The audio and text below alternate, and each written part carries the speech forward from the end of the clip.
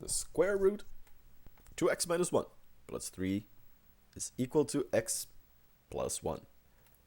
Where do we get started? Well, we always want to isolate the square root and have it on its own in either side of the equation.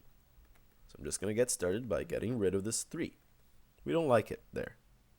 So we're going to remove it. 3 minus 3 is 0. So we can just bring down the square root right here. And we get x. We can just bring down the x. And 1 minus 3 is just negative 2. So we get x minus 2. Great. Now what can I do? Now I can already square both sides of the equation. So I can get rid of the square root. Alright, that goes away. Fantastic. We didn't want to see it there anymore anyways. So we get 2x minus 1 is equal to x minus 2 squared. Very common mistake would be to say that's equal to x squared minus 4.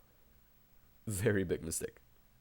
What do we need to do here? We need to expand this because that's equivalent to x minus 2 times x minus 2. So I need to FOIL. And once I do, I'm going to get x squared minus 4x plus 4. Remember, right? Because we're FOILing. X times x times negative 2, and so on. So, okay, so we get x squared minus 4x plus 4. Now, because this became a quadratic equation, right? We wanna solve for x. I want to make this side over here equal to 0. That's going to make things a lot simpler. So I will subtract 2x from both sides of the equation. 2x minus 2x is 0. Then I can add a 1 to both sides of the equation as well. Negative 1 plus 1 is 0. So 0 equals x squared, and just bringing it down. Negative 4x minus 2x is negative 6x. 4 plus 1 is 5. Great. Now we have many different ways of solving this quadratic equation. I'm going to assume that you're good at all of them. In this case, I'm just going to use factoring. So how can we factor this trinomial to solve this equation? Well, and by the way, if you're not familiar with solving by factoring, you can visit our website and check out quadratic equations. So now let's factor. To factor this, we're looking for two numbers that multiply to 5 and add up to negative 6. How about negative 1 and negative 5? That's going to work out well. Great. Now, how do we find x? How do we solve for x? Well, we have x minus 1 here. That's a factor.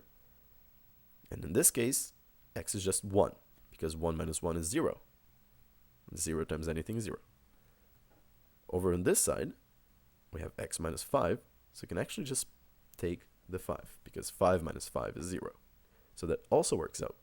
So x is equal to 1 and 5, but we need to plug both of them back into the equation to see if it works out.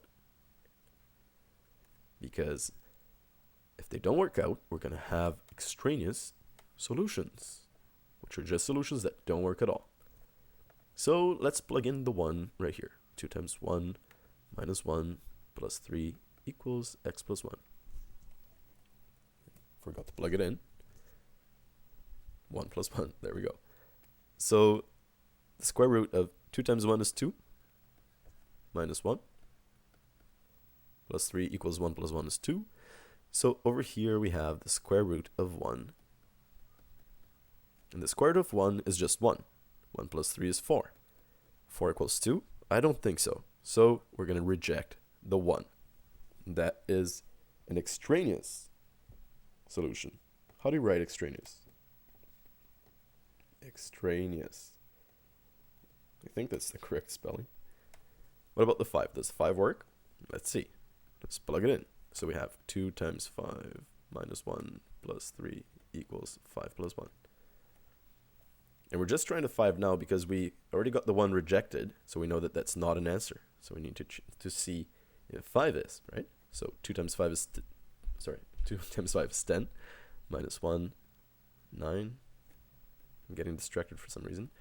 5 plus 1 is 6. The square root of 9 is just 3.